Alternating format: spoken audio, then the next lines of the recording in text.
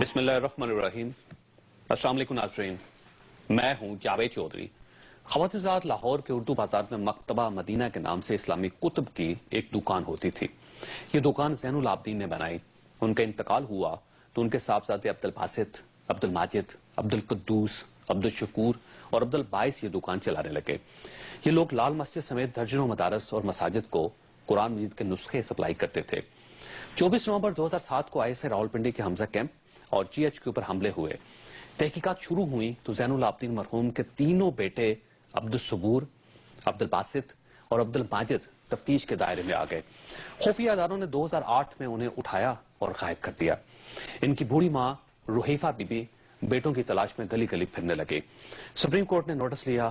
عدالت کے خوف سے ان تینوں بھائیوں سمیت 11 لوگوں کو راولپنڈی کی انسداد دہشت گردی کی عدالت میں پیش کیا گیا. یہ لوگ 29 مئی 2009 کو عدالت میں پیش ہوئے اور عدم ثبوت کی وجہ سے رہا کر دیے گئے. یہ لوگ جو ہی اڈیالہ جیل سے باہر نکلے، انہیں دوبارہ اٹھا لیا گیا اور انہیں پشاور اور پارا چنا کے حراستی سینٹرز میں رکھا گیا. حراست کے دوران ان پر خوفناک تشدد کیا گیا. 4 لوگ اس تشدد کے دوران ہلاک ہو گئے. ان ہلاک ہونے والوں میں عبد الصبور بھی شامل تھا. ان لوگوں کی لاشیں پشاور کے گرد و نواح میں پھینک دی گئی. سپریم کورٹ نے دوبارہ نوٹس لیا. عدالت کے دباؤ میں 7 افراد کو 13 فروری 2012 کو سپریم کورٹ میں پیش کیا گیا. ان لوگوں کی صورتحال یہ تھی کہ ان کے وزن 40 کلو گرام تک پہنچ چکے تھے. یہ سیدھے کھڑے ہو سکتے تھے اور نہ ہی چل سکتے تھے. ایک قیدی مظہر الحق نے عدالت میں بتایا کہ ہم پر روز تشدد کیا جاتا تھا، غیر معیاری خوراک دی جاتی تھی اور صرف 2 منٹ کے لیے واش روم جانے کی اجازت دی جاتی تھی. اگر 2 منٹ سے اوپر ہو جاتا تو ہمیں پھر مارا جاتا تھا. ان لوگوں کو سپریم کورٹ میں پیش کیا گیا تو ہر دیکھنے والی آنکھ کھلی ہو گئی. چیف جسٹس نے کہا، آپ ہڈیوں کے ان ڈھانچوں کو انسان کہہ رہے ہیں، ہمارے لیے ڈوب مرنے کا مقام ہے. رحیفہ بی بی نے جب اپنے 2 بیٹوں عبد الباسط اور عبد الماجد کو دیکھا تو انہیں ہارٹ اٹیک ہو گیا اور وہ اس نظام کے ظالم کارندوں کو بددعائیں دیتے ہوئے دنیا سے رخصت ہو گئیں. خواتین حضرات، یہ ایک کہانی ہے. ایسی سینکڑوں بلکہ ہزاروں کہانیاں ہمارے ارد گرد بکھری پڑی ہیں. مسنگ پرسنز کے لواحقین پچھلے 5-6 برسوں سے اپنے پیاروں کی تصویریں اٹھا کر در در دھکے کھا رہے ہیں، لیکن ہمارے نظام میں اتنی جان بھی باقی نہیں کہ یہ ان لوگوں کو انسان ہونے کا فائدہ ہی پہنچا دے. یہ لوگ روزانہ کس کرب سے گزرتے ہیں. ان کے لواحقین روز جیتے اور روز مرتے ہیں. آپ اپنے بچوں کو ذہن میں لائیے اور اس کے بعد آپ ان کے کرب کا اندازہ لگائیے. بلوچستان سے 35 مسنگ پرسنز کے لواحقین 750 کلومیٹر کا پیدل سفر طے کر کے کراچی پریس کلب کے سامنے پہنچے. یہ 12 دنوں سے پریس کلب کے سامنے دھرنا دے کر بیٹھے ہیں. سپریم کورٹ ان 35 مسنگ پرسنز کے لیے روزانہ چیخ رہی ہے، مگر ہماری جمہوری حکومت اور نئے چیف آف آرمی سٹاف ابھی تک ان لوگوں کو عدالت کے سامنے پیش نہیں کر سکے. آج وزیر دفاع خواجہ آصف نے عدالت میں انکشاف کیا کہ ان 35 میں سے 2 افراد ہلاک ہو چکے ہیں. اب تصور کیجئے کہ آج کی رات ان لواحقین پر کتنی بھاری گزرے گی. ان میں سے ہر شخص یہ سمجھے گا کہ مرنے والوں میں شاید میرا بچہ بھی شامل ہے. ان لوگوں پر ایک ظلم ریاست نے کیا تھا اور دوسرا آج خواجہ آصف صاحب نے کر دیا. کاش یہ خاموش رہتے، یہ ایسا انکشاف نہ کرتے. بہرحال سپریم کورٹ نے آج حکومت کو فائنل نوٹس دے دیا. سپریم کورٹ کا کہنا ہے کہ آپ کل تک یہ لوگ پیش کریں، ورنہ دوسری صورت میں قانون اپنا راستہ خود تلاش کرے گا. میرا خیال یہ ہے کہ کل کا دن فائنل ہوگا. کل حکومت، فوج اور خفیہ اداروں کو کوئی نہ کوئی جواب دینا ہی پڑے گا، لیکن اس جواب کا کیا نتیجہ نکلے گا یہ ایک بہت بڑا سوالیہ نشان ہے جس کے لیے ہمیں کل کا انتظار کرنا پڑے گا. خواتین حضرات، ایسا کیوں ہو رہا ہے؟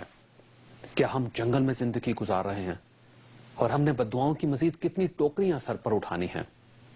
اور آج ایکسپریس نیوز کراچی کے دفتر پر دوسری بار حملہ ہوا جس میں ہینڈ گرنیڈ اور خودکار اسلحے کا آزادانہ استعمال کیا گیا. صحافی کیا کریں، کہاں جائیں؟ یہ بھی ہمارا آج کا ایشو ہوگا. ہمارا آج کا سوال نوٹ کر لیجئے، کیا لاپتہ افراد بازیاب ہو جائیں گے؟ ہمیں فیس بک کو 247 پر جواب دیجیے گا اور ہمارے ساتھ رہیے گا. प्रोग्राम में दोबारा खुश आमदीद ख्वाह साथ हमारे साथ तशरीफ रखते हैं डॉक्टर तारक फजल चौधरी साहब MNA पाकिस्तान मुस्लिम लीग नून के साथ इनका ताल्लुक। और जब भी इस्लामाबाद में मिसिंग पर्सन का धरना होता था तो चौधरी साहब वहाँ पे तशरीफ लाते थे। आज इनकी हुकूमत है और इनसे सवाल ये करना है कि आज की हुकूमत, इनकी हुकूमत के दौर में भी ये मसला हल नहीं होगा। आमना मसूद जंजुआ साहिबा हमारी दूसरी मेहमान है, समाजी कारकुन है, लापता अफराद के लिए इन्होंने पिछले 6-7 साल से काम कर रही हैं और 6 दिसंबर को ये दोबारा धरना भी दे रही है पार्लियामेंट हाउस और सुप्रीम कोर्ट के सामने। आफ्ताब अली शाह साहब हमारे तीसरे मेहमान हैं, ये मुतासरा अफराद से ताल्लुक रखते हैं। इनकी फैमिली के 4 अफराद लापता हैं और ये पिछले कई सालों से उनका पता तलाश करने की कोशिश कर रहे हैं। सवाज के साथ इनका ताल्लुक है। सेनेटर आजिज धुमरा साहब हमारे साथ तशरीफ रखते हैं, पाकिस्तान पीपल्स पार्टी के साथ इनका ताल्लुक। और ये कहा जाता है कि पाकिस्तान पीपल्स पार्टी में सबसे ज्यादा मिसिंग पर्सन इस दौर में मिसिंग पर्सन शामिल हुए। और नसरुल्लाह बलोच साहब हमारे साथ तशरीफ रखते हैं, कोयटा में vice for Bloch missing person की चेयरमैन है। सबसे पहले बलोच साहब आपकी तरफ आना, ये बताइएगा कि आपका इशू हल हो जाएगा या नहीं होगा, क्योंकि आप लोग 750 किलोमीटर का पैदल सफर तय करके कराची पहुंचे थे। अब आप ये समझते हैं कि कोई तवक्को नजर आ रही है आपके मसले के हल की? सर, जहाँ तक तवक्कुआत की ताल्लुक है, हम अपने ज़मीर से मुतमईन हैं कि जो यहाँ बलूचिस्तान के अंदर इदारों के हाथों आइन और कानून पामाल हो रहा है और इनके हाथों जो इंसानी हकूक़ की संगीन खिलाफ वर्जियाँ जारी है, उनके खिलाफ हम voice for Bloch missing person के प्लेटफार्म से सरापा एहतजाज है गुज़िश्ता 4.5 सालों से। अब जब यहाँ 4.5 सालों में कुछ भी इस मसले में पेशरफ्त नहीं हुई तो हम लोगों ने तंजीमी सतह पर बैठकर यही फैसला किया कि यहाँ जो इंसाफ के इदारे हैं, जो हकूक देने के दावेदार है या जो जमहूरी हुकूमत है, कि वो कहते हैं कि हम लापता अफराद को बाजियाब करेंगे, लेकिन इनके दौर में भी लापता अफराद बाजियाब नहीं हुए तो हम लोगों ने लॉन्ग मार्च शुरू कर दिया, जिसमें बापर्दा बलोच खवातीन, बच्चे, बूढ़े सब मार्च में शरीक हुए, जो 27 दिन के बाद कराची प्रेस क्लब पहुंचा। लेकिन अफसोस से ये कहना पड़ता है कि जो मौजूदा हुकूमत बरसरे इक़्तिदार आई तो इससे पहले ये लोग जब अपोजिशन में थे तो मुझे याद है कि नवाज शरीफ साहब के हुक्म पर इनके जितने भी यूथ लीडर्स थे, इन्होंने यहाँ आके हमारे साथ इज़हार यकजहती किया। और चौधरी निसार अहमद साहब जब अपोजिशन लीडर थे तो उन्होंने भी हम लोग। ये बताइएगा बलोच साहब के बलोचिस्तान से कुल कितने लोग मिसिंग है? बड़ा सिंपल सवाल है, क्योंकि आज तक ये पता नहीं चल सका कि पूरे पाकिस्तान से कितने लोग मिसिंग हैं और बलोचिस्तान से स्पेशली कितने लोग मिसिंग हैं। सर, जो तंजीमी सतह पर हमारे साथ रजिस्टर केसेस है वो 2750 है और इसके अलावा भी बलूचिस्तान में हज़ारों की तादाद में लोग मिसिंग है। मैं एक मिसाल देना चाहता हूँ कि हमने जब कराची प्रेस क्लब के सामने भूख हड़ताली कैंप लगाया तो 30 तारीख को मैं जब वहाँ पर था, एक बूढ़ी सी औरत आई हमारे कैंप में, तो उन्होंने अपनी बेटी की जो बायोडेटा था वो हमें दे दिया और उन्होंने कहा कि मेरे बेटे को 2010 में उठाया गया है दो साथियों के साथ। तो आप देख ले कि ऐसे बहुत से केसेस है जिनका आज तक रिपोर्टिंग नहीं हो चुका है। आपका कहने का मतलब ये है कि 2750 लोग हैं जो बलोचिस्तान से मिसिंग है, ये मैं सही फिगर बता रहा हूँ? जी बिल्कुल, जो हमारे तंजीम के साथ रजिस्टर है वो 2750। आप साथ रहिएगा। आमना साहब ये बताइएगा कि ये आप ये समझिए कल का जो सुप्रीम कोर्ट का दिन है बड़ा इंपॉर्टेंट दिन है और यूं महसूस होता है कि आज जैसे सुप्रीम कोर्ट का जो रवैया था, कल के दिन को बड़ा फैसला होने वाला है और या तो हुकूमत पेश करेगी, उन 33 लोगों को पेश करेगी और अगर उन लोगों को पेश नहीं किया जाता तो सुप्रीम कोर्ट को बड़ा फैसला कर देगी। अब आप मुतमईन है फैसला होने वाला है? जी हाँ, बहुत हद तक मुतमईन हूँ। और ये वो जावेद साहब, ये वो लोग हैं जो कि इंटरनमेंट सेंटर में पहले से डिक्लेयर किए जा चुके थे और ये एक कानून बनाया गया है, action in aid to civil power for पाटा एंड पाटा, मगर एक्चुअली ये पूरे पाकिस्तान के ऊपर लागू है। ये कहीं भी किसी भी लोगों को जो अरेस्ट किया जाता है उनको वहां जाके डिक्लेयर चंद सालों के बाद वहां डिक्लेयर करते हैं। तो ये वो नॉमिनेटेड लोग हैं जिनका पहले से बता दिया गया था, इनकी लिस्टें سپریم کورٹ میں آ چکی تھی، مگر یہ کہ ان کے لواحقین کو ابھی تک کوئی ایسا میکینزم نہیں بنایا گیا جس میں کہ انہیں نوٹیفائی کیا جائے، انہیں بتایا جائے کہ بھئی آپ کا پیارا جو ہے اب وہ یہاں اس انٹرنمنٹ سینٹر ہے میں موجود ہے، یا پھر کوئی ایزی میکینزم ان کی ملاقات کا نہیں ہوا۔ اور ان کی تیسری بات یہ کہ ان کی کنڈیشنز اور ان کی جو پریویلنگ وہاں پر ہیومینیٹیرین وہ ہے وہ بہت خراب ہیں، یعنی آہستہ آہستہ وہ موت کے منہ میں جا رہے ہیں۔ لکی انٹرنمنٹ سینٹر میں 27 جنازے نکل چکے ہیں، 2 کا آج ہمیں پتہ چل گیا کہ یہ مالاکنڈ انٹرنمنٹ سینٹر میں وفات پا چکے ہیں، تو باقی کی بھی جو حالات ہوں گے وہ صحیح نہیں ہوں گے۔ 40 لوگوں کی ہم ملاقات کرا چکے ہیں اور انہوں نے 40 لوگوں کی ملاقات ہو چکی ہے۔ کون کروا چکا ہے یہ ایڈیشنل اٹارنی جنرل اور سپریم کورٹ اور ہم تینوں نے یہ مشترکہ کوارڈینیشن کے ساتھ ان کی ملاقاتیں کروائی ہیں، ان کی اپلیکیشنز میں نے لکھی ہیں، اٹارنی جنرل نے ان کا جن سے آرڈر ملاقات کروایا ہوئی ان ہے۔ کی حالت کیا تھی؟ ان سب کے حالات بہت خراب ہیں، کسی کو ٹی بی ہے، کسی کو پیرالیسس ہے، کسی کی بیک بون خراب ہے، کوئی چل نہیں سکتا۔ محمد غوری جو ایک بچہ ہے جو اسلام آباد سے اس کا تعلق تھا، وہ اب کھڑا نہیں ہو سکتا، اس کے ماں باپ اس سے مل کر آئے، ان کا رو رو کے برا حال ہے۔ اس طرح ہی سارے لوگوں کا یہی کنڈیشنز ہیں۔ ٹھیک ہے، دھمرا صاحب کی طرف جانا۔ دھمرا صاحب، جب پاکستان پیپلز پارٹی کی حکومت تھی، آمنہ صاحبہ وہاں پہ کیمپ لگاتی تھی اور ساری مسلم لیگ نون کا یہ کہنا تھا کہ یہ مسئلہ امیڈیٹلی حل ہونا چاہیے، ہمیشہ پاکستان مسلم لیگ نون نے یہ علم اٹھایا اور کہا کہ یہ انسانی بنیادوں پہ یہ مسئلہ حل ہونا چاہیے۔ آج ان کی حکومت ہے، آپ کچھ نہیں کر سکے، آج آپ کا کیا خیال ہے، یہ بھی کچھ نہیں کر سکیں؟ دیکھیں چودھری صاحب، بہت سارے ایسے معاملات ہیں جس کے اوپر جب اپوزیشن میں مسلم لیگ نواز تھی تو انہوں نے جو اس ٹائم جذباتی انداز میں ہی ایک باتیں کر رہے تھے، مگر آج جب وہ حکومت میں ہیں ان کو اندازہ ہے ان چیزوں کا، اور یقیناً ایک جمہوری حکومتوں کے اندر اس طرح کی مسنگ پرسن جو چیزیں ہوتی ہیں وہ ایک ٹھیک شگون نہیں ہوتا ہے۔ بحیثیت انسان ہمیں ایک دوسرے کی ہیلپ کرنی چاہیے اور ہمدردی بھی ہے ہمیں، مگر کبھی کبھی ادارے جو ہیں اتنے پاورفل ہوتے ہیں کہ وہ جیسے مسنگ پرسن کا ہے کہ بنیادی طور پر انسان کو یہ حاصل ہونا چاہیے کہ آپ جس کیس میں جس کو اٹھا رہے ہیں اس کو فوری طور پر عدالت میں پیش کر دیں، ان کے خلاف پرچہ کاٹ دیں، تاکہ کم سے کم ان کے جو رشتہ دار ہیں ان کو یہ پتا ہونا چاہیے۔ فوج کا یہ کہنا ہے کہ ہم جس شخص کے خلاف بھی پرچہ کرواتے ہیں وہ کورٹ سے فارغ ہو جاتا ہے، کورٹ سے رہا ہو جاتا ہے۔ میرے خیال میں کہ مارشل لاء کے دور کے اندر تو اس چیزوں کی ایک چیز کہیں نہ کہیں قبول ہو جاتی ہے، مگر جہاں پر جمہوری حکومتیں ہیں اور جس طرح کے بھی کیسز ہوں، یقیناً ایک یہ سوال ہے۔ آپ کراچی کا مثال لے لیں، پولیس کی رپورٹ ہی یہ ہے کہ بہت بڑے کیسوں میں جو ملوث لوگ ہیں، بہت بڑے قتل عام میں جو ملوث لوگ ہیں وہ یقیناً باہر آ جاتے ہیں، مگر اس کا یہ بالکل اس سے ہم کمپیئر نہیں کر سکتے اس بات سے کہ ان کو مسنگ پرسن کے حوالے سے آپ بالکل اپنے رشتہ داروں سے دور کر دیں۔ ڈاکٹر صاحب، آج آپ کی حکومت ہے، کل آپ کیا فیصلہ کریں گے؟ بسم اللہ الرحمن الرحیم۔ جو سب بنیادی طور پہ فیصلہ انشاءاللہ جو بھی ہوگا قوم کے سامنے ہوگا، لیکن فیصلہ تو ظاہر سپریم کورٹ نے کرنا ہے۔ نہیں، سپریم اور کورٹ ہماری یہ کوشش ہے، میں عرض کرتا ہوں کہ ہماری پوری اس میں یہ کوشش ہے کہ، اور جو پچھلا بھی دور گزرا ہے اس میں آپ نے دیکھا کہ جناب میاں نواز شریف صاحب سے لے کے پاکستان مسلم لیگ نون کے ہر ورکر تک ہم نے یہ کوشش کی کہ ایسے تمام بھی لوگ جو کسی نہ کسی حوالے سے، چاہے وہ بے قصور ہیں یا چاہے وہ کسی جرم میں ملوث ہیں، ان کا جو ٹرائل ہے وہ فیئر اینڈ فری ہو۔ ہم اس کے حق میں ہیں اور یہ ہمارا اصولی موقف ہے کہ کسی بھی شخص کو آپ اس کی صفائی کا موقع دیے بغیر آپ اسے ٹرائل نہیں کر سکتے، یہ ہمارا موقف ہے، آج بھی ہم اس پہ قائم ہیں۔ نہیں، پیش کر لیکن آپ تو حکومت نہیں، لیکن میں آ رہا ہوں اس بات پہ، آپ ان لوگوں کو نکالیں، میں آ رہا ہوں، پیش کر دیں۔ جو سب گزارش یہ ہے کہ اس ایک ایشو کو اگر آپ صرف اس طرح لیں جس طرح کہ ابھی لیا جا رہا ہے کہ جناب مسنگ پرسنز اور ان کو آپ سامنے لے کے، پہلی بات تو یہ ہے کہ یہ سارے کوئی خدا نخواستہ ہماری ذاتی تحویل میں نہیں ہے۔ تو کہاں اب اس میں دو چیزیں ہیں، میں عرض کر رہا ہوں، 2 چیزیں ہیں۔ کچھ لوگوں کا تو یہ خدشہ ہے کہ شاید وہ کسی نہ کسی ادارے کی غیر قانونی تحویل میں ہے، میں کھل کے بات کر رہا ہوں، خدشہ ہے کہ وہ کسی نہ کسی ادارے، ہمارے انٹیلیجنس ادارے ہیں، ہمارے تفتیشی ادارے ہیں، جو بھی ہیں، کیا کسی کی غیر قانونی تحویل میں ہے۔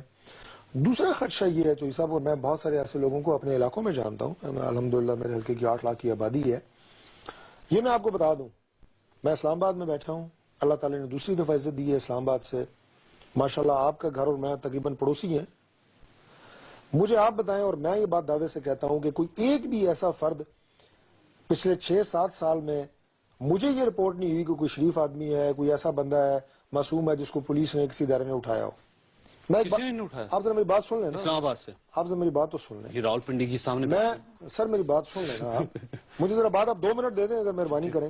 یا پھر یہ شریف میں 8 لاکھ آبادی کی نمائندگی کرتے ہوئے یہ بات میں آپ کو بتا رہا ہوں کہ مجھ تک اپنے حلقے کی بات کر رہا ہوں، پنڈی کی بات نہیں کر رہا، پنڈی کی یہ بات کر رہی کوئی نہیں اٹھایا گیا. میرے حلقے سے کوئی ایسا مسنگ پرسن ایسا نہیں ہے جس کے بارے میں مجھے یہ رپورٹ ہوئی ہو کہ جناب وہ بالکل ایک دم غائب ہو گیا ہے اور وہ فلانا. امرت صاحب کو اسلام آباد کا ہے. سن لیں میں 1 منٹ لوں گا.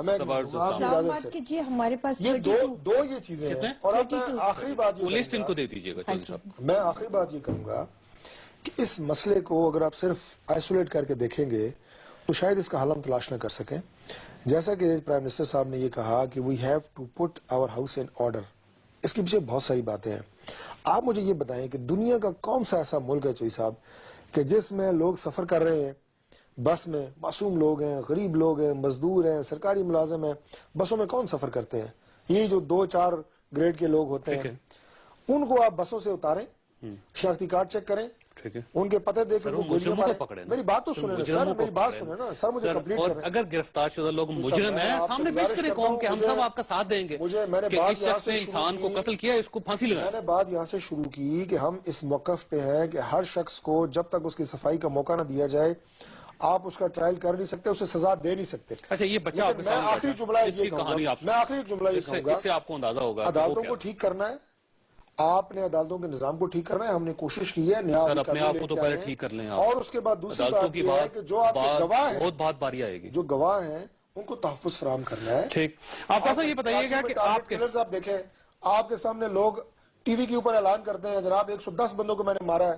آج تک کسی کو پھانسی ہوئی ہے؟ یہ آپ کا فیلئر ہے نا سر. یہ تو آپ کا ساری چیزیں ایسی ہیں جو ہم نے ٹھیک کرنی ہے. کب کرنی ہے؟ لیکن کسی بھی شخص کو یہ کب کرنی ہے بغیر صفائی کا موقع دیے ہوئے ہم ٹرائل آفتاب سے یہ بتائیے گا کہ آپ کے خاندان کے کتنے لوگ مسنگ ہیں؟ بسم اللہ الرحمن الرحیم. ہمارے خاندان کے 4 لوگ ہیں. 5 تھے، ایک بچہ اس کو رہا کر دیا گیا ہے اور 4 ابھی لاپتہ ہیں. اس میں ایک میرا بھائی ہے، ایک کزن ہے اور ایک چاچا ہے اور 2 کزن ہے. اسی کا بیٹا ہے. تو یہ کہاں سے اٹھایا تم لوگ؟ یہ بلایا باقاعدہ آرمی بلایا گیا ہے اور پھر اس کے بعد میرا بھائی خود آرکیٹیکچر انجینئرنگ کا اسٹوڈنٹ تھا، وہاں سے بلایا یونیورسٹی سے.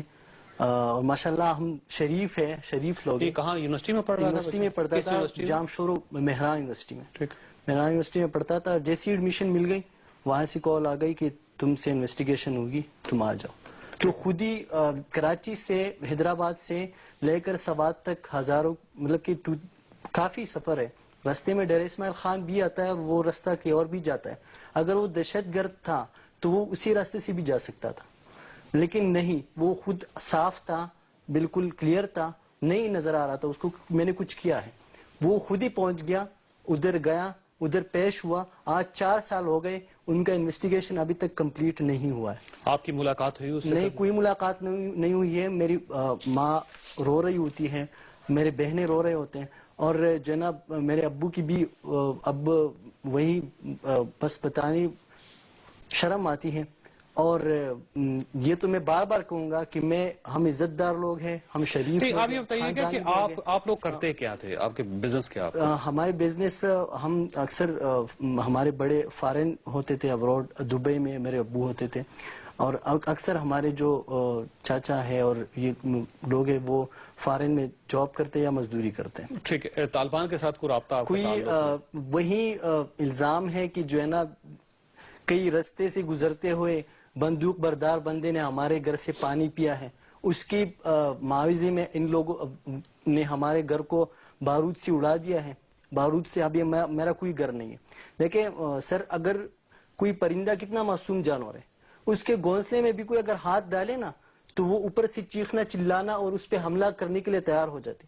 لیکن الحمدللہ شکر ہے جو ظلم مجھ پر ہوا ہے نا وہ ایک انسان کو دہشت گرد بنانے کے لیے کافی ہے. لیکن شکر اس بات پہ کہ میں کسی بیت اللہ محسود، کسی حکیم اللہ محسود، کسی فضل اللہ، کسی دہشت گرد تنظیم، کوئی موساد، کوئی عراق، کوئی کسی دوسرے غیر ملکی جنسی کے ہاتھ نہیں لگاؤں. شکر اس بات میں کرتا ہوں کہ میں میڈم آمنہ مسعود جنجوعہ کے ہاتھ لگ گیا ہوں اور انہوں نے مجھے قانون کی چھتری کے نیچے قانون سے کی چھتری پلیٹ فارم سے لڑنا سکھایا ہے کہ قانون سے کہ آپ نے قانون ہمارے ساتھ زیادتی ہوئی. امن صاحبہ کی طرف. امن صاحب یہ ایشو کیا ہے, یہ لوگوں کو کیوں اٹھایا جاتا ہے اور کون اٹھا رہا ہے؟ دیکھیے یہ ایک بہت گھمبیر مسئلہ بن چکا ہے پچھلے 11 سال میں. وار اینڈ ٹیرر کے نام پر جو ایک امریکہ کی یہاں پر ایک انٹرفیئرنس ہوئی, انہوں نے کہا کہ ہمیں ٹیررسٹ چاہیے. انہیں اس سے غرض نہیں تھی کہ وہ جینوئن ہوں یا نہ ہوں, نہ ہی ہماری لوکل انٹیلیجنس کو یہ اس سے غرض تھی کہ واقعی ہم جو ٹیررسٹ ہیں یا جن کو وہ ٹیررسٹ کہتے ہیں وہ انہیں دیں. ان کو اس سے غرض تھی کہ ہمیں ڈالرز ملنے چاہیے. $5,000 کا آپ کو پتا ہے کہ پیمفلیٹس یہ ہیلی کاپٹر سے گرائے گئے کہ $5,000 آپ کو ملے گا اگر آپ دہشت گرد پکڑاؤ گے. میں خود ایک بچے کو انٹرویو کر چکی ہوں جس کا تعلق ایبٹ آباد سے تھا. اس نے کہا مجھے چھوٹی موٹی انگلش آتی تھی, تو جب مجھے طالبان کی طرح ڈریس اپ کر کے مجھے ہینڈ اوور کیا جا رہا تھا ایک امریکن کو, تو اس وقت میں چیخا, رویا, میں چلایا, میں نے انگریزی میں بات کی کہ میں طالبان نہیں ہوں, میں تو یہاں پہ ایبٹ آباد کا رہنے والا ہوں, میں تو اسٹوڈنٹ ہوں. تو یہ کہ پھر ان کی آپس میں لڑائی ہو گئی. تو یہ بگننگ تھی کہ کس طرح سے پاکستان میں وار اینڈ ٹیرر انٹروڈیوس ہوئی. میں نے وقفہ لینا ہے آج تک یہی ہو رہا ہے. وقفہ لینا ہے کہ وہ کہانیاں انتہائی دردناک ہیں. خاصت آپ یہ ساری گفتگو سن رہے ہیں, میں قطعاً نہیں کہتا کہ جو لوگ مسنگ ہیں وہ بے گناہ ہوں گے. ہو سکتا ہے ان میں سے بے شمار ایسے لوگ ہوں جن کا طالبان کے ساتھ تعلق ہو, یا وہ دہشت گرد ہوں, یا انہوں نے واقعی کو واردات کی ہو, کو قتل کیا ہو, سرکاری اداروں کے اوپر حملہ کیا ہو. لیکن اس کا مطلب قطعاً یہ نہیں ہے کہ اگر ہم کسی کے اوپر الزام لگائیں تو اس کو اٹھا لیا جائے یا غائب کر دیا جائے. یہاں پہ انصاف ہے, عدالتیں ہیں, سسٹم ہے. اس سسٹم کے سامنے اس بندے کو ضرور پیش ہونا چاہیے تاکہ وہ اپنی صفائی دے سکے. اگر ہم 100 بچوں کے قاتل کو عدالت میں پیش کر سکتے ہیں تو ہم ان لوگوں کو عدالت میں پیش کیوں نہیں کر سکتے؟ پروگرام میں دوبارہ خوش آمدید. خواصت اس میں کوئی شک نہیں کہ ہر تصویر کے 2 پہلو ہوتے ہیں. ایک پہلو یہ ہے کہ یہ مسنگ لوگ ہیں, مسنگ پرسنز ہیں, ان کو گھروں سے اٹھا لیا, کس نے اٹھایا, کہاں لے گئے, ان کو کیسے ٹارچر کیا گیا, ان کو قانون کے سامنے, آئین کے سامنے پیش کیوں نہیں کیا گیا, عدالتوں تک یہ کیوں نہیں پہنچے, پولیس اسٹیشنز میں ان کو پولیس کے حوالے کیوں نہیں کیا گیا. یہ ایک پکچر ہے اور انتہائی دردناک پکچر ہے. دوسری جو سائڈ ہے وہ یہ ہے کہ ہو سکتا ہے ان میں سے کچھ ایسے لوگ بھی ہوں کہ جو بم دھماکوں میں ملوث ہوں, جنہوں نے سرکاری عمارات کو اڑایا ہو, جنہوں نے خود کچھ حملے کیے یا کروائے ہوں. یہ بھی ایک ہو سکتا ہے. لیکن قطعاً اس کا مطلب یہ نہیں ہے کہ آپ شک کی بنیاد پہ کسی کو اٹھائیں اور اس سے اس کے بنیادی حقوق ہی چھین لیں, اسے آپ انسان ہی نہ سمجھیں. یہ ایک سوالیہ نشان ہے جس کو دیکھنا بہت ضروری. نمرا صاحب یہ بتائیے گا کہ آپ اس سوسائٹی میں جو اس قسم کی سٹوری سنتے ہیں, آپ کو ہمارے معاشرے سے گھن نہیں آتی؟ آپ کو محسوس نہیں ہوتا کہ ہم کس دور میں زندہ ہیں, ہم لوگ کیا کر رہے ہیں؟ چودھری صاحب, آج انفارمیشن کا دور ہے اور یقیناً ہماری جو آواز ہوتی ہے اور مسنگ پرسن کی جو آواز ہے آج پوری دنیا میں سنی جا رہی ہے اور لوگ مختلف انداز میں محسوس بھی کرتے ہیں. اور ہماری سوسائٹی میں بالکل اس طرح کے لوگ ہیں جو ہمدردی بھی رکھتے ہیں. میں آپ کو بالکل جیسا کہ بھائی نے کہا کہ راہ گزرتے ہوئے کسی بندوق والے نے اگر کسی کے گھر کا پانی پی لیا تو وہ گھر جو ہے وہ نشانے پہ آ گیا. اسی طرح جب سندھ میں ایم آر ڈی کی موومنٹ چل رہی تھی جمہوریت کی بحالی کے لیے تو بالکل سیم حالات ہوتے تھے, اور وہاں پر اگر کوئی بھی ایسا بندہ گزر ہوا کسی گھر سے, محلے سے, تو پورا محلہ جو ہے وہ گرفتار ہو جاتا تھا اور ان کے بھی ورثاء کو پتہ تک نہیں ہوتا تھا کہ وہ کہاں ہے. وہ کبھی کسی جیلوں میں, کبھی کسی دوسرے صوبوں کے جیلوں میں. اس طرح لوگ اپنے پیاروں کو ڈھونڈتے تھے. وہ اس چیز سے ہم گزرے ہیں, پریکٹیکلی ہم گزرے ہیں. تو یقیناً ان کا درد ہم محسوس کرتے ہیں. ان کا جو درد ہے میں اس پروسیس سے گزرا ہوا ہر انسان محسوس کر سکتا ہے. اور اس میں یقیناً جتنے بھی مسنگ پرسن ہیں اس میں اتنا ٹائم گزر چکا کہ ان میں انویسٹیگیشن ہو چکی ہوگی, کیونکہ انویسٹیگیشن ہو چکی ہوگی. اب اس میں ہو سکتا ہے کہ اسٹیٹ کا فیلئر آپ دیکھیے, اسٹیٹ کا فیلئر یہ دیکھیے کہ اگر کسی شخص کو اٹھا لیا جاتا ہے اسٹیٹ کو نہیں پتا ہوتا کہ کس نے اٹھایا. دوسرا, اسٹیٹ اس قدر فیل ہو چکی ہے کہ اس کو عدالت کے سامنے بھی پیش نہیں کر پا رہے. اور تیسرا, اسٹیٹ اس قدر فیل ہو چکی ہے کہ فرض کیجیے مجرم ہے, اسٹیٹ اسٹیبلش نہیں کر سکتی وہاں پہ کہ یہ مجرم. چودھری صاحب, بنیادی طور پر سوال یہ آتا ہے کہ آپ نے کسی کو اٹھا لیا ہے, ٹھیک ہے, آپ نے اسٹیٹ کو نہیں بتایا, آپ نے اپنی انویسٹیگیشن کے حوالے سے اٹھا لیا. اس ملک میں بہت سارے انویسٹیگیشن کے ادارے ہیں, انہوں نے اٹھا بھی لیا, مگر پیریڈ جو اتنا گزر چکا ہے تو انویسٹیگیشن تو ہو چکی ہوگی. اب میرے خیال میں جس طرح کے خواجہ صاحب کی ایک اسٹیٹمنٹ آ گئی آج, ایک بھیانک اسٹیٹمنٹ جسے ایک بہت بڑا خوف پھیل گیا ہے مسنگ پرسن کے ورثاء کے حوالے سے, کہ ہو سکتا ہے کہ ان میں سے بہت سارے لوگ, اللہ نہ کرے, مطلب میں کہنا نہیں چاہتا اپنی زبان سے، کیونکہ اس سے بھی تکلیف ہو سکتی ہے ان کے ورثہ کو، کہ وہ ہیں بھی کہ یا نہیں ہیں۔ اگر ہیں تو میرے خیال میں عدالت نے نوٹس لیا ہوا ہے اور ان کو وہاں پیش ہونا چاہیے۔ یقیناً آپ نے کہا کہ پیپلز پارٹی کے دور میں سب سے زیادہ مسنگ پرسن ہوئی، ٹھیک ہے ہمارے دور میں ہوئی، اس پر بہت زیادہ تنقید بھی ہوئی، مگر آج بلوچستان کے اندر ایک نیشنلسٹ چیف منسٹر وہاں بیٹھے ہوئے ہیں، قوم پرست چیف منسٹر بیٹھے ہیں، مگر اب بھی حالات کے چیف منسٹر جو ہے اس کے دور میں 64 لوگ اب تک وہاں سے غائب ہو چکے ہیں۔ شاہ جی، آپ کو خواجہ آصف صاحب کی بات پہ یقین ہے؟ مجھے سمجھ نہیں آتی انہوں نے کیسے کہا ہے اور کیا کہا ہے۔ انہوں نے کہا ہے کہ وہ پیش کر دیں گے، پیش کر دیں گے، اور ساتھ میں یہ کہا ہے کہ اللہ کرے کہ وہ صحیح سلامت ہو، اور اس طرح کی ورڈنگ یوز کیے، تو پتہ نہیں اس کے پیچھے وہ کیا چھپانا یا کیا سمجھانا چاہ رہے ہیں عوام کو۔ کل پتہ چلے گا کہ کیا وہ ڈاکٹر صاحب دیکھیے گا، میاں نواز شریف صاحب اور ان کی فیملی بھی، آپ کو پتہ ایک وقت تھا کہ وہ خود بھی مسنگ پرسنز تھے، ان کو اٹھا لیا گیا، اٹھا کے مری پھینک دیا گیا، ایک دوسرے کے ساتھ رابطہ نہیں تھا، ان کا کوئی کنیکشن نہیں تھا، کھانا ان کو ان کے دروازے کے نیچے سے اندر بھیجا جاتا تھا۔ کم از کم میاں نواز شریف صاحب اور ان کے خاندان کو تو احساس کرنا چاہیے ان چیزوں کا، ان کو پتہ ہونا چاہیے کہ جب لوگوں کو اٹھا لیا جاتا ہے اور ان کا آپس میں رابطہ نہیں ہوتا تو کتنی تکلیف ہوتی ہے، اور اگر آپ کو بھی تکلیف نہیں ہوئی تو پھر اس ملک میں کسی کو نہیں ہو سکتے۔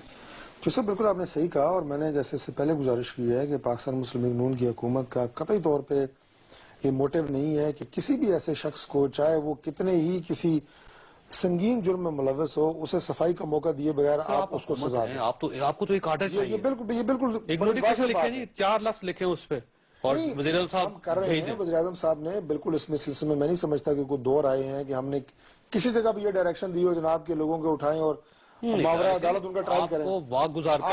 آپ کی ذمہ داری ہے۔ دیکھیں سنیں، آپ ذرا کراچی کی صورتحال دیکھیں، بہت سارے ایسے دوستوں نے آپ کے جو آپ یہ کہیں کہ بہت سمجھدار آپ کے مشیر بنتے ہیں، میں حکومتی سطح کی بات نہیں کر رہا، دائیں بائیں کی بات کر رہا ہوں، میڈیا سے لوگ ہیں، انہوں نے کہا کہ اس طرح بات نہیں ہوگی جس طرح آپ ٹارگٹ آپریشنز کی بات کر رہے ہیں، فلاں فلاں فلاں فلاں لوگ آئیڈینٹیفائڈ ہیں، ان کو اٹھائیں بغیر ٹرائل کے، ان کو ادھر کریں ان کو ادھر کریں۔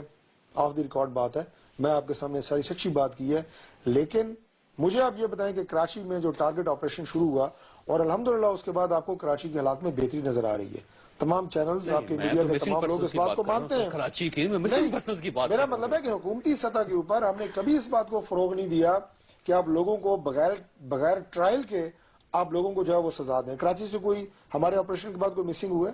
کسی نے یہ کہا کہ ماورا عدالت کسی کا ہم نے قتل کیا، کسی کا ماورا عدالت حملہ ہو گیا، ٹرائل کیا، ایکسپریس کے دفتر پہ دوسرا حملہ ہو گیا، اور وہاں ایلیمنٹس ہیں، ہم نے کب یہ کہا کہ کراچی کے حالات ان ایلیمنٹس کو روکنا کس کی ذمہ داری؟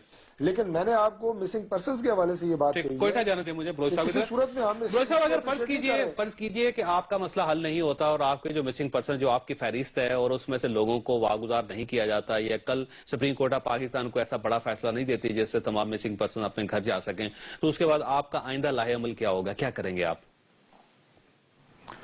سر، تنظیمی سطح پر ہم لوگوں نے ڈیسائیڈ کیا ہے کہ 10 دسمبر کے بعد خواتین اور بچے تنظیم کے سطح پر اسلام آباد کی طرف لانگ مارچ کریں گے۔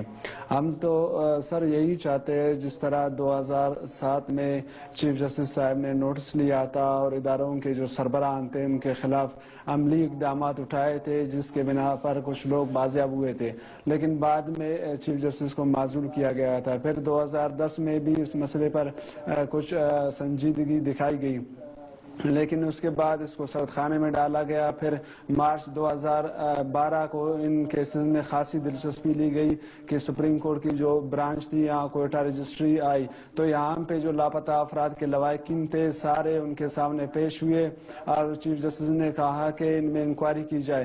تو آئی جی سطح کے لیول پہ جب انکوائری کی گئی، جتنے بھی ایف آئی آرز اداروں کے خلاف چاک ہوئے تھے، تو ان میں باقاعدہ آئی جی نے ایک رپورٹ سپریم کورٹ میں مرتب کی، اس میں اس نے کہا کہ ہم نے جتنے بھی ان ایف آئی آرز میں رپورٹس کا کچھ نہیں نکلا، وہ مجھے ساری ہسٹری کا پتہ ہے، پچھلے 6-7 سال سے یہی کام چل رہا ہے، سپریم کورٹ آف پاکستان بات کرتی ہے، اس کے بعد سرکاری اداروں میں تھوڑی سی ہلچل ہوتی ہے، اس کے بعد رپورٹ بنا دی جاتی ہے، رپورٹ میں سے کچھ نہیں نکلتا۔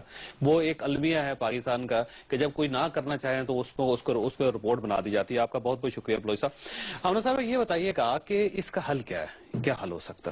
جی یہ بہت اچھا بہت ٹو دا پوائنٹ سوال ہے.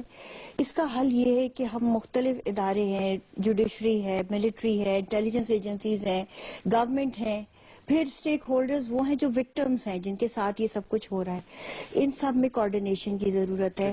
دیکھیں ہمیں تو اس کا المیہ کا شدید احساس ہے کیونکہ ہم ہر روز اس میں گھل رہے ہیں, ایک مل ہے اس میں ہم کرش ہو رہے ہیں, مگر حکومتی سطح پہ اور ان تمام اداروں میں ابھی تک وہ اویئرنیس نہیں آئی کہ یہ مل بیٹھ کے اس کا حل نکالیں. تو میں سمجھتی ہوں کہ بالکل ہائیسٹ لیول کے کسی ایک جنرل کو نامینیٹ کر دیں, ایک کسی وزیر کو نامینیٹ کر دیں, ایک کسی جج کو نامینیٹ کر دیں, اور آپ کمیشن بننا چاہیے, ایک کمیشن ایسا بنے جو ٹروتھ اینڈ ریکنسیلیشن کروائے. ہم اپنے رائٹس ویو آف کرنے کو تیار ہیں, مگر ہمارا حل ہمیں چاہیے, ہمارے پیارے ہمیں چاہیے. ہم اپنے اداروں کو بدنام بھی نہیں کرنا چاہتے, ہم ایک اچھے شہری بھی ہیں, ہم محب وطن بھی ہیں. تو ان چیزوں میں مطلب آپ اندازہ نہیں لگا سکتے کہ میں اپنے شوہر کے لیے کتنی جدوجہد کر رہی ہوں. میں خود ایک ملٹری فیملی سے ہوں اور مجھے اپنے وطن کے وقار کا بھی خیال ہے, تو میں بڑی ہی اس میں ٹارچر میں ہوتی ہوں. میں نے وقفہ لینا ہے آمنہ صاحب, اور دوبارہ آپ کی طرف آؤں گا. اور آپ نے کہا ہے کہ ایک کمیشن بننا چاہیے جس میں مختلف سرکاری اداروں کے لوگ ہوں اور ہائیسٹ لیول پہ ہوں, ہائیسٹ لیول پہ تاکہ یہ سارا ایشو حل کیا جائے. تو چھوٹے سے بریک کے بعد واپس آ رہے ہیں. پروگرام میں دوبارہ خوش آمدید. خاصات یہ حقیقت ہے کہ جب تک آپ خود مسنگ پرسن نہ ہو یا آپ کے کل لاحقین میں سے مسنگ پرسن نہ ہو, آپ کو اس تکلیف کا احساس ہی نہیں ہو سکتا, آپ اس کو سمجھ ہی نہیں سکتے. ایک سرجن تھے, وہ روز آپریشن کرتے تھے. ایک بار ان کے انگوٹھے پہ چوٹ لگی, میں وہاں پہ بیٹھا ہوا تھا. جب انہوں نے انگوٹھے کو تھوڑا سا ٹھیک کرنے کی کوشش کی تو خود چیخ ماری, اور انہوں نے کہا کہ مجھے پہلی بار اندازہ ہوا کہ جب کسی کے اوپر نشتر لگایا جاتا ہے یا بلیڈ لگایا جاتا ہے تو کتنی تکلیف ہوتی ہے. اسی طرح اگر اللہ تعالیٰ کرم کرے, ہم پہ رحم کرے کہ ہم اس قسم کی ایگنی سے, اس قسم کے مسائل سے نہ گزریں, لیکن جو گزر رہے ہوتے ہیں ان کو پتا ہوتا ہے کہ کتنی تکلیف ہوتی ہے. آمنہ صاحبہ نے یہ مشورہ دیا کہ ایک ہائیسٹ سطح کا کمیشن بنا دیا جائے کہ جس میں فوج کے لوگ بھی ہوں, عدلیہ کے لوگ بھی ہوں, سیاستدان بھی ہوں, سول سوسائٹی کے لوگ بھی, اور یہ سب مل کے اس مسئلے کو حل کرتے ہیں. آپ فرض کیجئے کہ آپ کو آپ کے خامد آپ کے حوالے کر دیے جاتے ہیں 8 سال بعد, تو یہ نہ ہو کہ آپ اس کے بعد ان کو لے کے عدالت میں چلے جائیں اور آپ ڈیمیجز کلیم کر لیں. یہ بھی تو خوف ہے نا. میں خود اپنا ہاتھ سے ایک ریٹن سٹیٹمنٹ دے چکی ہوں, 2007 میں دے چکی ہوں کہ میں ان کو معاف کرتی ہوں جنہوں نے یہ ظلم میرے ساتھ کیا ہے, بشرط یہ کہ وہ میرے شوہر کو زندہ سلامت مجھے واپس کر دیں. تو میں خود یہ معافی نامہ لکھ چکی ہوں. تو اس کے بعد تو میرے خیال میں اس میں بہت سارے کیس ایسے بھی ہیں کہ جو مسنگ ہیں, گھر سے چلے گئے لیکن ان کو کسی نے اٹھایا نہیں تھا, وہ خود ہی جہاد کے لیے چلے گئے, طالبان کے ساتھ شامل ہو گئے, افغانستان چلے گئے, کشمیر چلے گئے, اور وہاں پہ وہ شہید بھی ہو گئے. ایسے بھی بہت سارے لوگ ہیں, جو ایسی بہت ساری کہانیاں میرے سامنے. آپ کی لسٹ میں ہیں ایسے لوگ؟ اس طرح کے ایسے لوگ ہیں, مگر یہ کہ جب میں اپنی پورا ڈیپ جاتی ہوں, ان کو ریسرچ کرتی ہوں, تو ان کو ہم ڈیلیٹ کر دیتے ہیں, اور وہ لوگ جو ہیں وہ مجھ تک آتے بھی نہیں. ان کو خود بھی پتا ہوتا ہے کہ ہمارے جو لوڈ ونز ہیں وہ یہاں پہ نہیں ہیں اور وہ جا چکے ہیں, تو اس لیے وہ لوگ عدالتوں کا رخ بھی نہیں کرتے, اور نہ ہی وہ ایسی تنظیموں جس طرح ہمارا پلیٹ فارم ہے جو کہ خالصتاً ایسے ہی لوگوں کا ہے جو کہ آئی وٹنسز ہیں, جس میں لوگوں کو سامنے اٹھایا گیا ہے. اس کے بھائی کو کس طرح اس نے خود ڈکلیئر کیا ہے, اس طرح میرے شوہر کے بارے میں آئی وٹنسز. آپ کے بھائی سے کبھی رابطہ نہیں ہوا؟ آپ نے جو نقطہ اٹھایا ہے یہ بڑا اہم ہے, اور میں اس پہ تھوڑی سی بات کرنے لگا تھا, بیچ میں آپ نے ظاہر ہے ایک دوسرا سوال کر دیا کہ بہت سارے ایسے لوگ ہیں. اور میں آپ کو بتاؤں کہ ایون جس طرح میں نے کہا کہ اسلام آباد میں میں نے آپ کو بڑی ایمانداری سے بات کی ہے کہ میرے پاس اگر کوئی اکا دکا کیس آئے ہیں تو وہ لوگ بھی برآمد ہو گئے ہیں جنہوں نے یہ شکایت کی کہ ہمارے لوگوں کو 25 لوگوں کی لسٹ ہی آپ کو دیں گے. جی انشاءاللہ اس پہ بات ہو رہی ہے, وہ تو ظاہر سپریم کورٹ اس کو تجزیہ کر رہی ہے, میں اس میں بہت ایک ادنا چیز ہوں, ظاہر ہے بڑے ہائیسٹ فورم پہ یہ بات جو ہے وہ ہو رہی ہے. یہ جو آپ نے نقطہ اٹھایا ہے, اسلام آباد میں ایسی فیملیز کو جانتا ہوں, میڈیا پہ ساری کیسز ٹرائل ہوئے ہیں کہ بہت اعلیٰ ترین فیملیز, ان کے اپنے بچے جنہوں نے ٹیررسٹ کی لاشیں اپنے صحن میں دفن کی ہوئی ہیں, ان کے والدین کو نہیں پتا, اور پولیس نے ان کے صحن سے وہ لاشیں برآمد کی ہیں. بھرک ہو کے اس کی بات کریں. اب آپ اندازہ لگائیں کہ وہ فیملیز اتنی پڑھی لکھی فیملیز ہیں, اتنی ہائی پروفائل فیملیز ہیں, انہیں اپنے بچوں کے بارے میں یہ نہیں پتا کہ ہمارے اپنے گھر کے صحن میں یہ لاش لا کے جو ہے وہ دفن کر چکے ہیں. تو یہ یقیناً ایسے بہت سارے کیسز ہیں کہ جس میں اس طرح کے لوگ اپنی مرضی سے افغانستان میں گئے, کشمیر میں گئے, جن کے ابھی ویئر اباؤٹس جو ہیں وہ کچھ سامنے آ رہے ہیں, کچھ آنے ہیں. لیکن میں ان کی بات سے, آمنہ بی بی کی بات سے بالکل اتفاق کرتا ہوں کہ ایسا ایک ہائیسٹ فورم کا کمیشن بننا چاہیے جس میں ہمارے ایجنسیز کے لوگ ہوں, ہمارے گورنمنٹ کے لوگ ہوں, اور یہ جو جتنے لوائقین ہیں. اور آپ پوچھیں ان سے کہ میاں نواز شریف صاحب نے تمام ان فیملیز کو بلایا یہاں پنجاب ہاؤس میں, سر وہ بلایا نا, جب وہ وزیر اعظم نہیں تھے, سر وزیر اعظم اور بنے اپنی تو کیا جیب سے ان کے لیے انہوں نے یہ میں سمجھتا ہوں کہ ایک احساس کی بات ہے جو آپ نے کہا, بالکل اس میں اپوزیشن میں تو ہر شخص کو احساس ہوتا ہے نا. میں حکومت میں اصل مسئلہ حکومت کے احساس کی بات ہے. اور آپ کی بات جو آپ نے کی وہ بہت زبردست کی کہ جب نشتر اپنے اوپر چلتا ہے تو پھر اس کی تکلیف کا احساس ہوتا ہے, لیکن اس سے پہلے ہم نے ان کے دکھ کا محسوس کرتے ہوئے وہ سر پہ ہاتھ پھیر رہا, میڈیا 8 سال سے کے سر پہ ہاتھ پھیر رہا, اپنی جیب سے سب کو ہم نے کمپنسیٹ کرنے کی میں یہ کہنا چاہ رہی ہوں کہ جب یہ ہائپ ٹھنڈی ہوگی, جب ٹاک شوز بھی ہماری یہ بات کرنا چھوڑ دیں گے نا, تب پھر آپ ڈاکٹر صاحب سے کہیں گے یہ مجھے اس کی گارنٹی دیں کہ یہ اس وقت بھی کچھ کریں گے. ابھی تو اس لیے کیونکہ ایک ہائپ کریٹ ہوئی ہوئی ہے. اگر چیف جسٹس صاحب ریٹائر ہو جائیں گے کل کو کیا ہوگا, مطلب یہ کہ ہم اسی طرح کولڈ سٹوریج میں رکھ دیے جائیں گے یا واقعی اس کے لیے کوئی سیریس بات ہوگی. یہ بڑی بات ہے کہ چیف جسٹس صاحب کے ریٹائرمنٹ کے بعد یہ مجھے لگتا ہے یہ کیس بھی کہیں ختم نہ ہو جائے. اور دوسری امپورٹنٹ بات یہ ہے چودھری صاحب کہ ہمارے اداروں کے اندر انفارمیشن کا جو ایک بہت بڑا فقدان ہے کہ اداروں کو پتہ نہیں ہے کہ ایکچولی اٹھانا کس کو ہے, انویسٹیگیشن کس کو کرنا ہے. اور اس مسنگ پرسن کے حوالے سے ہم بار بار جو متاثرین بھی ہیں وہ کہہ رہے ہیں کہ ہم ان اداروں کو بھی خراب نہیں کرنا چاہ رہے ہیں کیونکہ یہ ملک کے ایک وقار کا معاملہ ہے. اور دوسری بات ڈاکٹر صاحب نے کہی میاں نواز شریف صاحب کے حوالے سے, بالکل ہم نے کہا کہ اپوزیشن کے دور کے اپنے ایک لوازمات ہوتے ہیں, مگر اس مسنگ پرسن کیس کے حوالے سے جب سپریم کورٹ نے نوٹس لیا اور جو 2 وزارتیں تھی دفاع کی اور قانون کی جو پرائم منسٹر صاحب کے پاس تھی, انہوں نے اس منسٹری کو کال کی, پرائم منسٹر کو ڈائریکٹ نہیں کی. جیسا کہ وہ منسٹریاں پرائم منسٹر صاحب کے پاس تھی تو ماضی میں ایسی مثالیں ہیں کہ پرائم منسٹر جو ہے وہ وداؤٹ پروٹوکول پیدل بھی سپریم کورٹ میں گئے ہیں. تو میرے خیال میں اس کیس کے حوالے سے ایک بہت اچھا موقع تھا پرائم منسٹر پاکستان کے پاس کہ وہ سپریم کورٹ میں جاتے اور وہ اسٹیٹمنٹ دیتے, وہ زیادہ ایک مرم کا سبب بنتی. میں تنقید نہیں کر رہا ہوں, آپ نے بہت جلدی وہ وزارتیں نہیں, آپ نے جلدی وہ وزارتیں ٹرانسفر کر دی. 1997 کی بات میں نے کی ہو یا آج جو بحث کر رہے ہیں نا جس ایشو پر, اس کا کیس چل رہا تھا, آپ نے فوری طور پر 2 منسٹریاں 2 وزراء کے حوالے کر دی ایڈیشنل چارج دے کے. وہ منسٹریاں پرائم منسٹر کے پاس تھی, ان کی ضرورت کیوں محسوس ہوئی کہ فوری طور پر ان کے حوالے کر دی, اس لیے کہ سپریم کورٹ میں نہیں جانا. لیکن اس میں موقع بڑی دلچسپ بات ہے کہ یہ دونوں لوگ جن کو وزارت دے گی, پرویز رشید صاحب کو اضافی چارج دیا گیا, خواجہ آصف صاحب کو اضافی چارج, یہ دونوں کو اٹھایا گیا تھا, آپ کو پتا ہے 1999 میں. تو یہ خود بھی وکٹم ہے, میرے موجودہ پرائم منسٹر صاحب ماضی میں وکٹم. آفتاب صاحب یہ بتائیے گا کہ آپ یہ سمجھتے ہیں کہ آپ کا کل آپ کا مسئلہ حل ہو جائے گا, یہ حل کی طرف چل پڑے گا؟ امید رکھتے ہیں اور انشاءاللہ امید ہے, اس امید کے ساتھ ہم میڈم کے ساتھ چل رہے ہیں کہ انشاءاللہ یہ مسئلہ حل ہوگا. اور میں ایک بات ایڈ کرنا چاہ رہا ہوں, یہ کہ ہمارے حکمرانوں کو تاریخ سے ایک سبق لینی چاہیے. لاپتہ افراد کا جو مسئلہ ہے وہ کوئی معمولی مسئلہ نہیں ہے. اسٹیٹوں کی مطلب حکومتوں کے نقشے بدل چکے, ملکوں کے نقشے بدل چکے لاپتہ افراد کی وجہ سے. آج سے صدیوں پرانی بات ہے کہ بحیرہ عرب میں عربی کچھ مسلمان وہ بحیرہ عرب میں لاپتہ ہو گئے تھے, جس کے لیے راجہ داہر کو ہمارے عرب حکمرانوں نے خط لکھا کہ ان لوگوں کو بازیاب کیا جائے. راجہ داہر نے انکار کیا کہ مجھے ان لوگوں پہ بس نہیں چلتا, میرا ان لوگوں پہ بس نہیں چلتا, میں ان کا کچھ نہیں بگاڑ سکتا. پھر ہمارے مکران کے گورنر ان کے پاس آ گئے اور ان کو شہید کر دیا گیا. ٹھیک, پھر اس کے بعد ان لاپتہ